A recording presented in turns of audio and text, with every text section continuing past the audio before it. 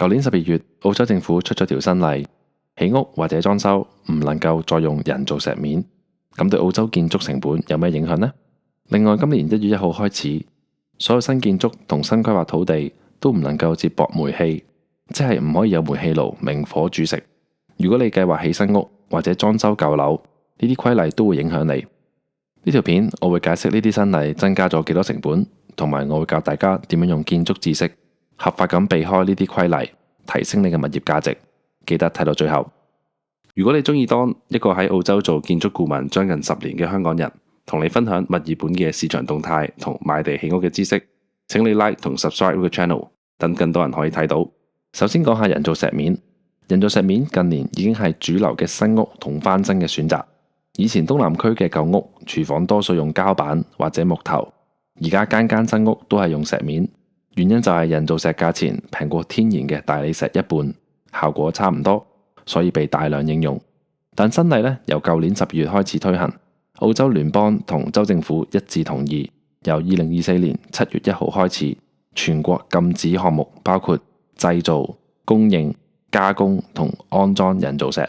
只可以維修、小改裝或者拆除。而大型嘅企業例如 Bunnings、IKEA、Mitre 10亦都喺23年年底全面下架咗人造石。廢除人造石嘅原因係因為參與製作嘅工人長期吸入有二氧化矽嘅微塵，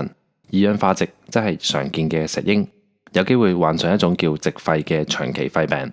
西澳一間大學 Curtin University 已經預測過，根據2016年澳洲吸入到矽肺嘅人口中，將來會有多達1萬個澳洲人患上肺癌，103000個患上矽肺病，成為國家醫療嘅沉重負擔。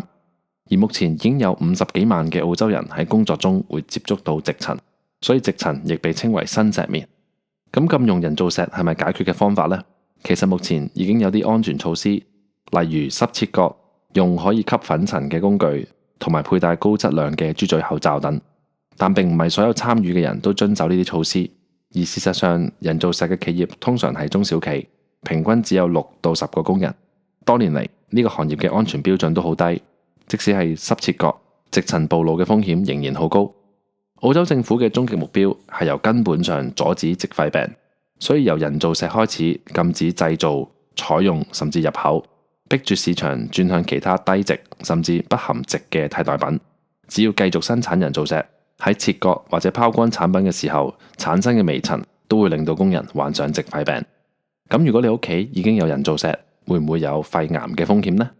雖然矽肺病可以致命，接觸矽塵亦會導致肺癌或者其他疾病。不過人造石一旦製作完成，而且安裝喺屋企度，你唔好搞佢，佢係唔會對健康造成任何影響嘅。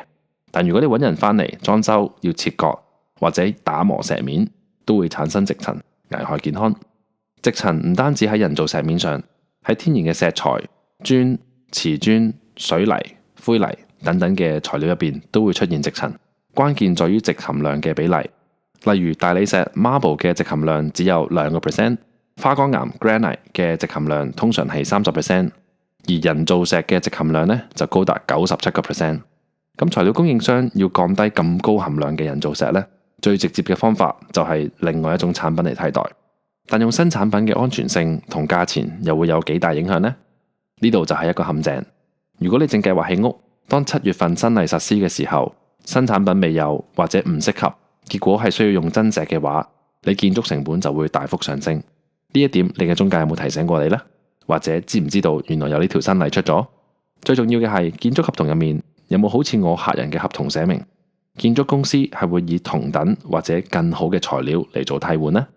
我嘅專業係買地起屋，係建築呢10年，呢方面嘅知識同資訊，市場上大部分中介甚至本地嘅建房顧問都俾唔到你。如果你有計劃起屋，唔知道報價或者設計有冇問題，歡迎你聯絡我，話唔定我就幫到你。第二部分，禁用煤氣同埋解決方法。Gas ban 呢喺2023年嘅7月份已經推出咗，當時係由前州長 Daniel Andrews 在位嘅時候確立嘅。喺全澳洲只有墨爾本 Victoria 推行呢項政策。官方原因係要提高可再生能源嘅比例，更慳錢、更環保等等。好多人覺得唔俾新屋裝煤氣呢樣嘢應該鼓勵，唔係立例，覺得澳洲政府獨裁。新條例要求所有新起嘅物業，包括新屋、聯排別墅、公寓連同土地分割，所有需要申請規劃批文嘅都唔能夠再連接煤氣。明火煮食嘅煤氣爐、用煤氣嘅熱水器、暖氣，通通都唔可以喺新屋出現。以華人嘅飲食習慣嚟講，屋企冇明火煮食係幾有問題嘅。我唔知點樣用電磁爐可以炒到碟有鑊氣嘅菜。而澳洲人最中意嘅 weekend barbecue， 從此亦唔可以連接煤氣去 alfresco， 只可以去油站買石油氣罐。對物業價值嘅影響係，當新屋唔能夠安裝煤氣，將來有煤氣嘅舊屋呢就會變成一個賣點，賣樓關時就會更值錢。因為如果有惡劣天氣，澳洲係會停電嘅，一停就幾個鐘。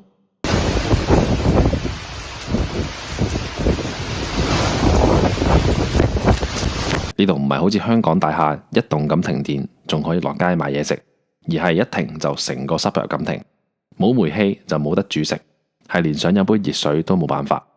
咁我相信 gas ban 嘅要求呢係會越嚟越嚴格嘅，預計今年之內就會推出全面禁止所有新屋連接，好大機會喺另外一條新例 Livable Housing Design 嘅第二階段 Gold Standard 嘅時候推出，到時我會再拍片同大家講。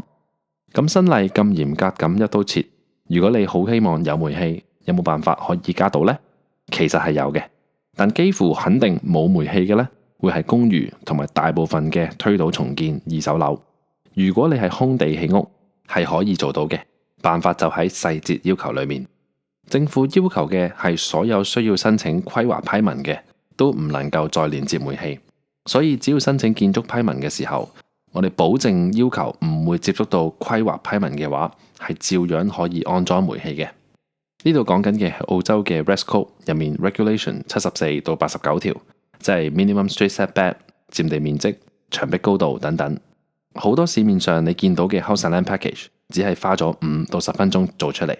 完全冇睇過小區要求、土地限制等等。所以好多時等到開工前先發現要加錢、改細間屋、減低配置等等。歸根究底就係中介對本身產品唔熟悉，賣完就算。如果冇留意到呢啲情況，導致要申請 planning permit， 損失冇得裝煤氣嘅就係你間屋。喺呢度我分享2個例子，係最近經 YouTube 揾我幫手嘅客人。有一個係同本地嘅大 builder 簽咗合同，揀晒材料，但係開工之前突然被要求加價56000，就係因為合同唔係固定價錢，材料價格上升，轉介咗俾客人。咁喺接觸到我之後，我幫佢揾咗另外一間更大嘅 builder 方案，除咗網上嘅評分更好，工程速度快，間屋嘅所有配置都不變，仲包埋全屋嘅花園、圍欄、窗簾等等。出面做呢啲項目起碼要多2-3萬。咁由於係批發價，唯一嘅限制係戶型唔可以做太多改動。喺有限嘅改動中，我保證所有做到嘅建築要求都合乎標準，唔需要額外做申請。最後客人都好滿意。最終嘅價錢係做到比原來嘅 builder 再平5000，但係包晒花園，連舊 builder 收咗個5%訂金，經過我一輪 email 之後，都可以攞翻超過80%嘅訂，客人非常滿意。另一個客人就係喺香港展銷會買咗個 House and Land Package， 但係中介就推佢揾咗一間又貴又細嘅本地建築公司。同樣嘅手法，到準備開工之前，建築公司話間屋有問題，成本又上升，要由4房變3房，但價錢冇減到，咁即係變相加價。我知道咗之後，亦用批發價幫佢出咗一個方案，比呢間細嘅 builder 價錢平1萬，同樣嘅配置，最緊要價錢係100% 固定嘅，包括所有嘅小區要求限制，而且間屋有10年嘅結構保養。